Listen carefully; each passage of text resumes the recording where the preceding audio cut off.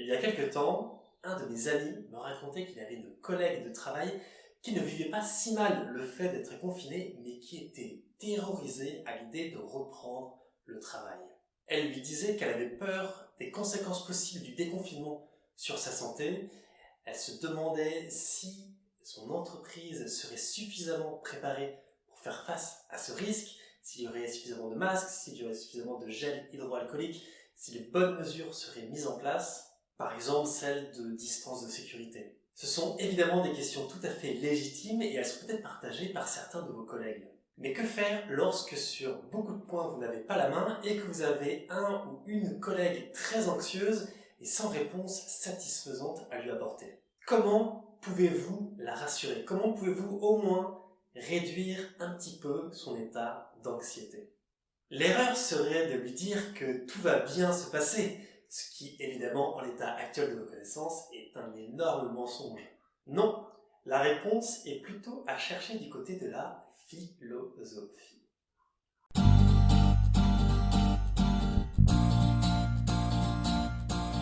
L'école stoïcienne, qui était un courant de philosophes grecs de l'Antiquité, a développé toute une sagesse, toute une réflexion autour de la notion de bonheur et des moyens que l'on peut trouver dans notre vie de tous les jours pour y parvenir. Ce qui était très particulier avec l'école stoïcienne, c'est qu'elle s'est formée à un moment de grande tension et de guerre assez répandue dans le monde grec d'alors. Les stoïciens avaient un principe très utile dans les situations critiques comme celle à laquelle nous faisons face aujourd'hui. Et ce principe consistait à différencier les choses qui dépendent de nous des choses qui ne dépendent pas de nous. Il s'agissait d'apprendre à voir et à accepter toutes les choses sur lesquelles nous n'avons pas de prise, toutes les choses qui ne dépendent pas de notre volonté, sur lesquelles nous ne pouvons pas agir, et ensuite à se focaliser exclusivement sur les choses sur lesquelles nous avons du pouvoir, sur lesquelles nous pouvons agir, où nous pouvons avoir un impact.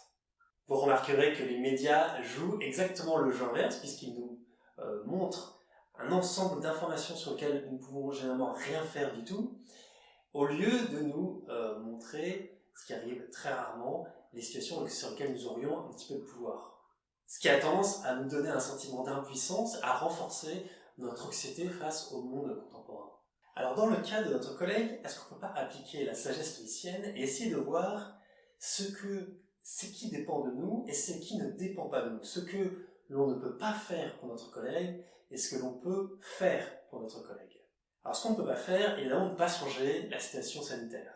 On ne peut pas non plus évacuer les interrogations de notre collègue qui sont parfaitement légitimes, et on ne peut pas non plus tout de suite trouver les bonnes réponses à apporter à ces interrogations. Toutes ces choses, nous ne pouvons pas les faire, et minimiser la situation ou faire semblant d'avoir les bonnes réponses serait assez malhonnête. Non, il nous faut accepter ces trois états de fait. Mais ceci étant dit, il y a quand même trois choses sur lesquelles nous pouvons agir et qui, si elles ne résoudront pas totalement la situation, aideront au moins à améliorer l'état mental de notre collègue. Trois choses qui sont à notre disposition et sur lesquelles nous devons nous concentrer.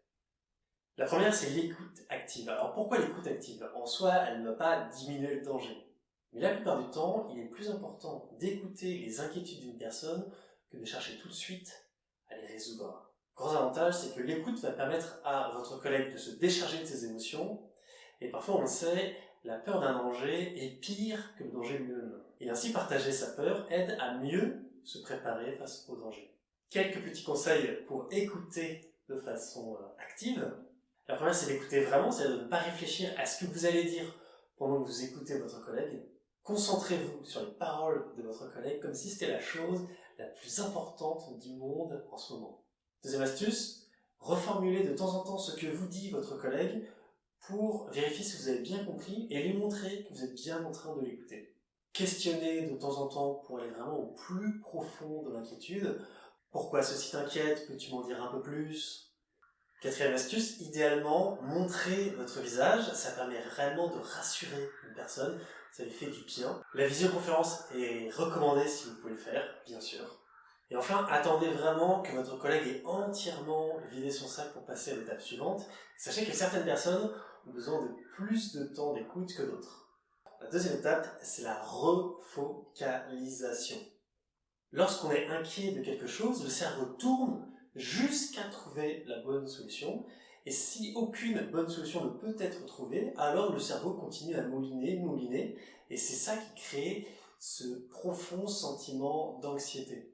Et le problème, c'est qu'actuellement, votre collègue se focalise sur des éléments qu'il ne peut pas contrôler, comme bien sûr les décisions prises en haut lieu dans son entreprise ou les situations sanitaires décidées par l'État français. Le seul moyen d'éviter au cerveau de mouliner dans le vide, c'est bien sûr de faire d'abord le point sur les véritables inquiétudes, et ensuite d'aider la personne, d'aider votre collègue à se focaliser sur les actions qui sont réellement en son pouvoir, sur les choses qu'elle peut faire concrètement, même si ce sont de toutes petites choses.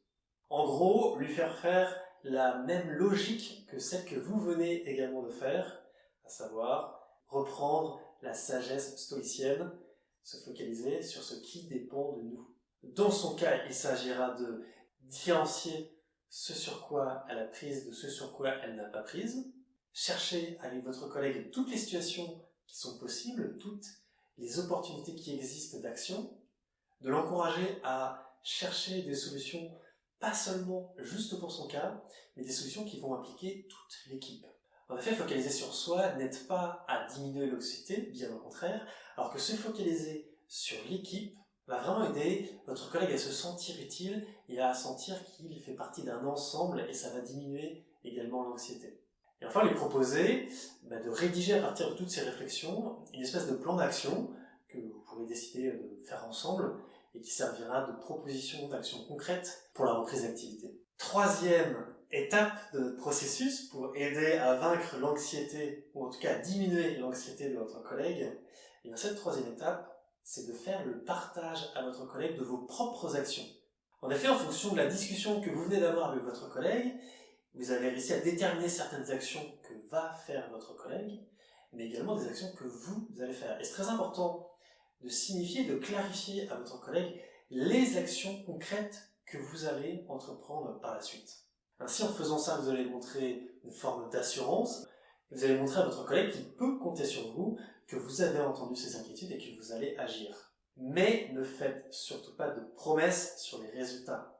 Ne promettez que ce que vous allez faire comme action concrète, et vous n'avez pas non plus le contrôle des résultats de votre action. Et je terminerai par un petit plus, qui est de vous dire que l'étape de la refocalisation et l'étape du partage de votre action peuvent se faire dans l'autre sens. Vous pouvez très bien décider de commencer à dire à votre collègue, en fonction des inquiétudes qui vous a fait remonter, voilà les actions que je vais entreprendre, ou alors de reprendre le processus normal, de d'abord l'aider à décider des actions avant de donner les vôtres. Et ça dépend de la façon dont réagit votre collègue après vous avoir exprimé ses inquiétudes. Il y a certaines personnes qui directement vont avoir envie d'agir, vont se demander qu'est-ce qu'on peut faire, qu'est-ce que je peux faire.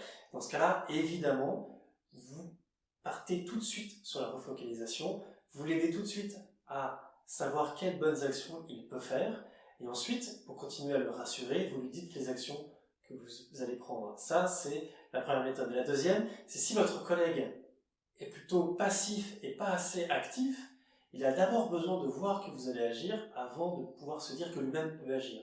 Dans ce cas-là, d'abord, dites-lui les actions que vous allez entreprendre pour répondre à ces interrogations, et ensuite, poussez-le lui-même à refocaliser et à trouver les bonnes actions que lui pourra accomplir. Voilà, c'était la petite astuce du jour, comment aider votre collègue à réduire son anxiété face à la reprise. Donc je récapitule rapidement. Ayez une écoute active, aidez-le à refocaliser pour l'aider à faire les bonnes actions, et ensuite, dites-lui les actions que vous allez vous-même prendre sans rien promettre sur les résultats. Et toujours, dans ces trois actions, retenez la sagesse stoïcienne, différencier ce qui dépend de nous de ce qui ne dépendait pas de nous, et se focaliser sur ce qui dépend de nous. Voilà, j'espère que cette astuce vous a plu. Je vous souhaite une belle et bonne journée et je vous dis à demain.